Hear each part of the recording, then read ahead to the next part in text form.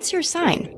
In Western astrology, it's a constellation determined by when your birthday falls in the calendar. But according to the Chinese Zodiac, or 生肖, it's your 属相, meaning the animal assigned to your birth year. And of the many myths explaining these animal signs and their arrangement, the most enduring one is that of the Great Race. As the story goes, Yu Di, or Jade Emperor, ruler of the heavens, wanted to devise a way to measure time. So he organized a race. The first 12 animals to make it across the river would earn a spot on the zodiac calendar in the order they arrived. The rat rose with the sun to get an early start, but on the way to the river, he met the horse, the tiger, and the ox. Because the rat was small and couldn't swim very well, he asked the bigger animals for help.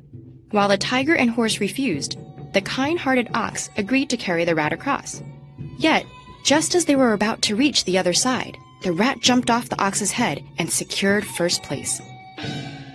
The ox came in second, with the powerful tiger right behind him. The rabbit, too small to battle the current, nimbly hopped across stones and logs to come in fourth. Next came the dragon, who could have flown directly across, but stopped to help some creatures she had encountered on the way. After her came the horse, galloping across the river.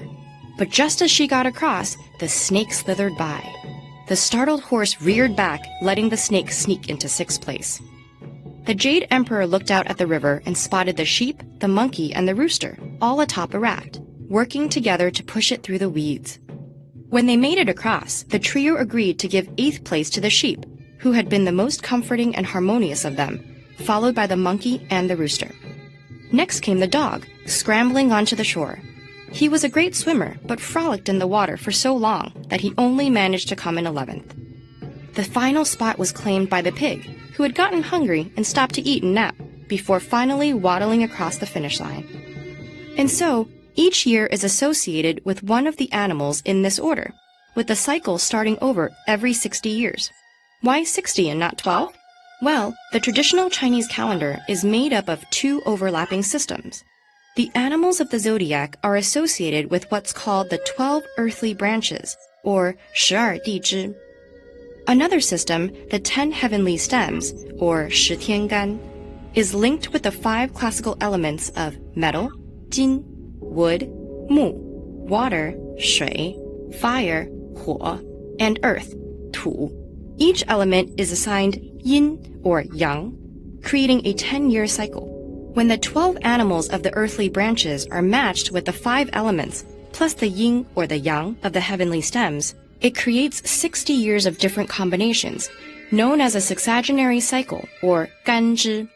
So someone born in 1980 would have the sign of yang metal monkey, while someone born in 2007 would be yin fire pig.